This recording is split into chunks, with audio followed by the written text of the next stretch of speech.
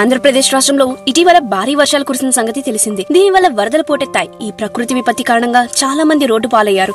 ఈ నేపథ్యంలో చాలా స్వచ్ఛంద సంస్థలు ప్రభుత్వానికి మద్దతుగా ప్రజలకు సహాయం చేయడానికి ముందుకు వస్తున్నాయి. అయితే ఇలాంటి క్రమంలో ఒక ఉలిక్కిపడే నిజం బయటపడింది.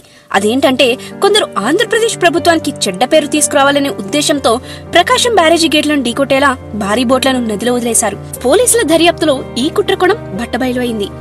పోలీసుల ప్రాథమిక దర్యాప్తు ప్రకారం కొందరు వైసీపీ నేతలు టీడీపీ కూటమికి ప్రభుత్వానికి చెడ్డ పేరు తీసుకురావాలనే దురుద్దేశంతో సుమారు 50 టన్నుల బరువున్న బోట్లు నదిలో వదిలేశారు. అవి ప్రకాశం బ్యారేజ్ గేట్లను ఢీకొడితే ఆ గేట్లు డ్యామేజ్ అవడం పక్కాని వారు భావించారట. కొమ్మటి రామ్మోహన్, అతని ముఖ్య అనుచరుడు ఉషాద్రి ఈ కుట్ర పన్నారని తెలుస్తుంది. రామ్మోహన్ వైసీపీ ఎమ్మెల్సీ తలశిఖా రఘురామ్ కు సమీప బంధువు. పోలీసులు ఆల్రెడీ వారిని అరెస్ట్ చేసి విచారిస్తున్నారు. వీరి phone call data, Google takeout details కూడా పరిశీలిస్తున్నారు. ప్రకాశం బ్యారేజ్ గేట్లను డాష్ ఇచ్చిన బోట్లలో 3 బోట్లు ఉషాద్రికి చెందినవి అని పోలీసులు చెబుతున్నారు. ఎమ్మెల్సీ తలశిల రఘురామ్ ఏపీ మాజీ సీఎం జగన్ కు అత్యంత సన్నిహితుడు.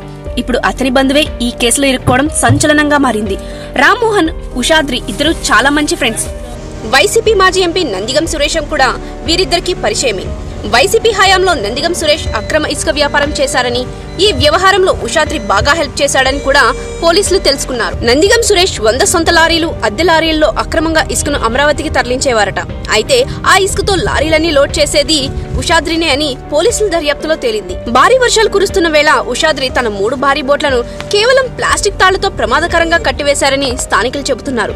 బోట్లను లంగర్ వేసి కట్టాలని కోరినా సరే ఉషాద్రి మాత్రం మొండిగా వాటిని నదిలో కట్టేసినట్లు తెలుస్తుంది. భారీ వర్షాలు కురవడానికి 3 నుంచి 4 రోజుల ముందుగానే ఈ బోట్లను గొల్లపూడి ప్రాంతం వైపు తెచ్చి నదిలో పార్క్ చేశారని స్థానికులు వెల్లడించారు.